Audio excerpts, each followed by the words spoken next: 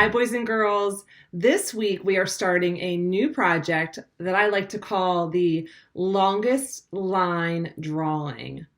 What do I mean by longest line? Well, boys and girls, you're going to create something that looks like this. It looks crazy. I know. It looks insane. It looks like Mrs. Dooley has lost her mind. Don't worry. I haven't lost my mind. The reason it's called the longest line drawing is because you are going to put your marker. Yes, you are using a black marker for this project to start out. You are putting your black marker point somewhere near the edge of your paper, and then you're not going to lift it up at all. You're going to keep drawing lines all around your paper. What, Mrs. Dooley? This sounds crazy. This sounds hard. I know it does. So guess what? In this video, I'm going to show you exactly how to make this. You're going to follow along with me. Sound good?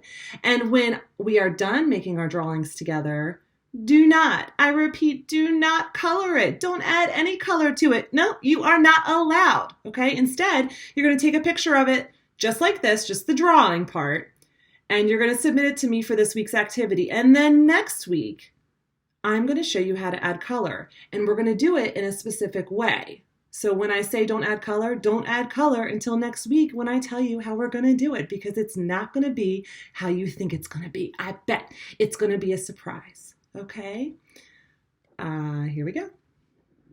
All right, boys and girls, we are going to start our continuous line drawing. I like to call it the longest line drawing because when we use a continuous line, we are not lifting our pencil, or in this case for me a marker, we are not lifting it up off the paper at all. Okay, so I'm going to demonstrate and you're going to follow along with me. You're going to be using a black marker for this. Okay, so go get that black marker if you don't already have it.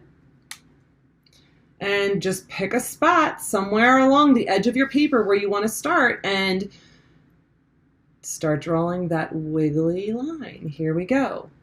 It can be a curvy line. It can be a squiggly line. It can be a zigzag line. It can be whatever you want. It can overlap. It can intersect. It can get tangled and weave and woven, but the goal is that we fill up the entire space. Now, what I don't want to see is scribble scrabble, okay? I am taking my time and purposefully placing these lines all over the paper. It might look a little bit like scribble, but it is not. And I'm going to show you in a minute what scribble looks like. The difference between scribble and non-scribble.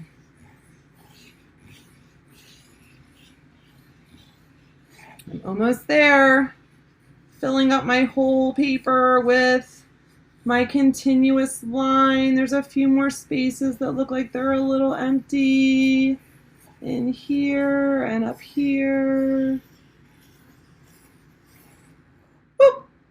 All right, so this is our goal for step one. Now, what I don't want to see you do is something like this. Let me move this aside. I don't want to see you do this.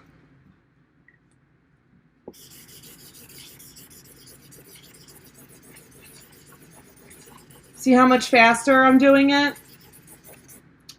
Okay, I think you can see side by side how much better it looks when we take our time and focus on using a type of line. I was focusing on using the loop-de-loo line because it's my favorite. We are not scribbling, okay? No scribbling allowed. All right, so the next thing you're going to do is you're going to want to find something that has a straight edge, okay? I'm using the edge of a little notepad. Maybe you have a ruler at home. There should be a ruler in your supply kit that was given to you when a grown-up in your house picked up the supplies from school. And what you're going to do is you're going to create geometric shapes on top of your continuous line or your never-ending line, your longest line. So I'm going to go ahead. I'm going to use this square shape right away because why not? I'm going to hold it with one hand and I'm going to trace around. Now, if you want to do this in pencil first, because you're afraid that you might mess up, that's okay. Fix the edges if you need to. All right. If you want to use a circle tracer, we can't obviously use a ruler to make a circle. A spool of tape, a spool of string or yarn for this example might help. So I'm going to go ahead and use this as my tracer. And I'm just going to use it as a guide. I'm actually going to make my circle a little bit bigger. But it kind of helps me if I go around it.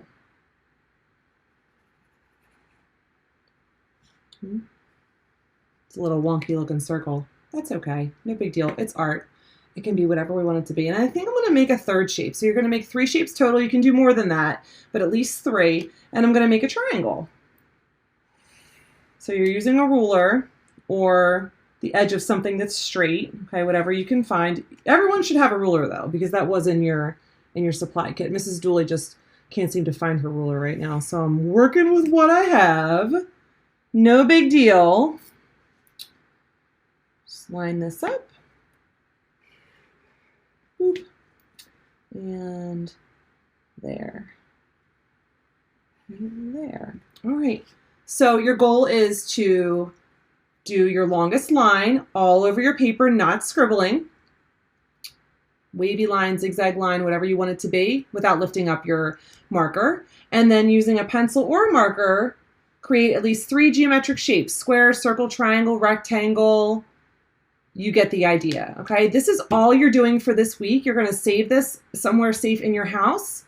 And then next week, you're going to get to color it. And I'm not going to tell you how we're going to color it just yet. There's going to be a certain way. So don't start coloring it until you see next week's assignment.